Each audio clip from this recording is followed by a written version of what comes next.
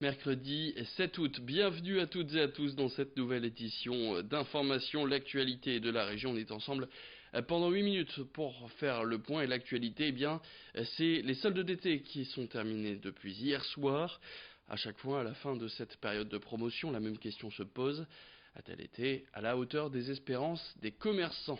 D'autant que l'année qui vient de passer n'a pas forcément été des meilleures pour eux, notamment avec les gilets jaunes. Alors pour avoir un bilan financier précis, évidemment, il va falloir patienter un peu. Mais au niveau du ressenti des professionnels de la vente, sachez que c'est plutôt mitigé. La faute notamment à un problème rencontré pendant cette période de solde, une vague de chaleur record, pas du tout propice aux emplettes, les centres-villes étant plutôt désertés ces jours-là. Alors Lucille-Bert Constant est allée à la rencontre de plusieurs commerçants afin de recueillir directement leurs impressions. Je vous propose de les écouter tout de suite. Pas terrible malheureusement parce que les lois sont mal faites et en fait tout part à volo, les gens font ce qu'ils veulent, les commerçants font ce qu'ils veulent et donc les soldes, les dates fermes sont effectivement là, mais malheureusement d'autres soldes se font bien avant, les soldes déguisés, ce qui fait que nous en tant qu'indépendants on se retrouve avec peu de fréquentation puisque tout le monde a fait ses achats ultérieurement, avant la date prévue des soldes. Alors notre clientèle a répondu présent, c'était super. On a eu un peu plus de passages la semaine, forcément un peu moins le week-end par rapport à ces manifestations-là, mais on n'a pas eu forcément grand problème là-dessus. C'était mitigé. On s'en est sorti, il y a eu du monde, mais on sent moins pertinent que les soldes d'avant. Très bien, donc on a été très satisfaite de ces soldes. On a démarré dès le premier jour avec moins 50%. Du coup, ça a attiré vraiment beaucoup de monde et voilà, on a eu un bon rendu de ces soldes. Année très bien. On est très satisfaite de cette année. On espère que l'année prochaine sera la même. On passe maintenant au service de livraison de nourriture à vélo qui se démocratise de plus en plus, à l'image de Uber Eats, Deliveroo ou encore Just Eat. Ils sont aujourd'hui présents dans plusieurs villes de la région, mais un service souvent décrié, notamment à cause de la faible rémunération des livreurs de ces plateformes. À Lille, plusieurs de ces livreurs se sont depuis unis pour lancer leur propre plateforme. Son nom, c'est Feedme. Le site internet fonctionne depuis une semaine et l'application, elle, va être lancée demain, jeudi.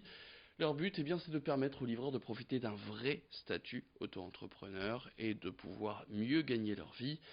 A noter que Feedme propose aussi le même prix que celui affiché au restaurant, là où les géants de la distribution nommés plus tôt augmentent de 20 à 30% le prix d'un plat apporté chez vous.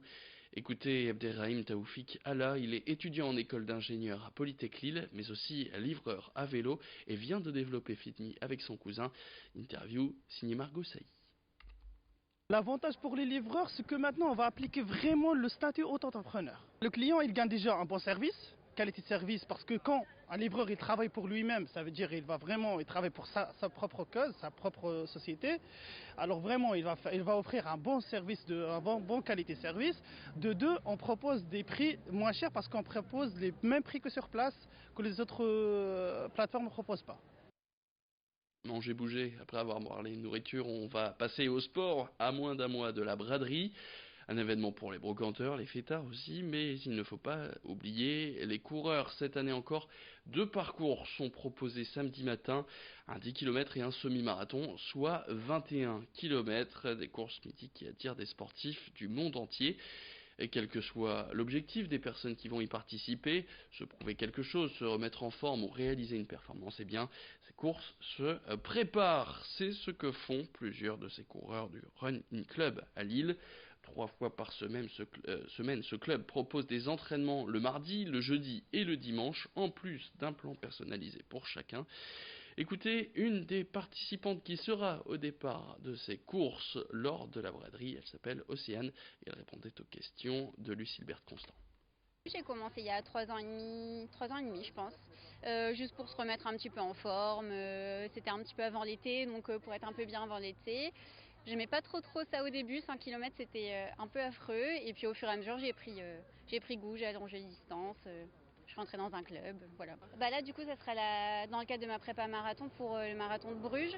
Donc du coup il y aura un objectif de temps mais pas trop rapide non plus parce qu'il faut pas se cramer pour le jour J du marathon, mais pas trop cool non plus parce que le but c'est un peu de bosser quand même, donc ça sera un peu entre deux je pense.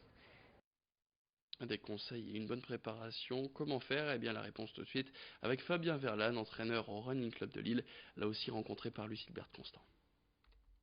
Bien se reposer, le repos fait partie de l'entraînement aussi. Bien penser aussi à toutes les parties de repos. Donc le repos, c'est pas courir tous les jours. Voilà, surtout si on n'a pas l'habitude.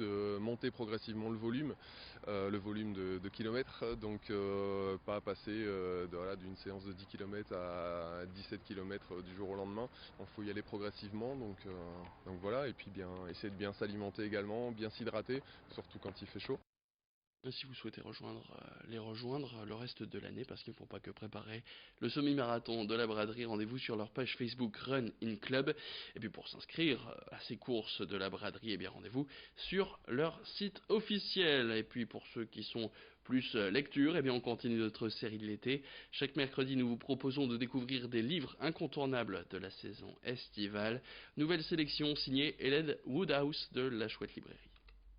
J'ai envie de vous proposer un roman d'espionnage, Unité 8200, écrit par Dov Alphon, publié chez Liana Lévy. Un roman d'espionnage qui, pour une fois, ne sera pas réservé aux hommes. Ça, c'est très chouette, parce que c'est une femme, le personnage principal. C'est elle qui va enquêter depuis Israël sur une enquête qui prend ses racines à Charles de Gaulle et qui va se dérouler pour partie à Paris, pour partie en Israël quand même, et puis ça va nous balader jusqu'en Chine. C'est très haletant. En fait, ça commence par un jeune homme qui se fait assassiner à Charles de Gaulle, et assez vite, on va se rendre compte que ce n'est pas la bonne personne, ce qui va mettre en péril toute l'action et tout ce qui était supposé arriver.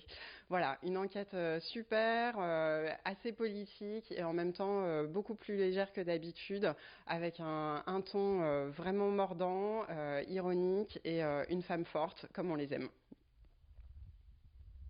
Voilà pour ce livre Unité 8200 de Dov Alphon. C'est la fin de cette édition. Merci à toutes et à tous de l'avoir suivi. Tout de suite, la météo et l'actu revient dans le prochain quart d'heure. Très bonne journée à tous.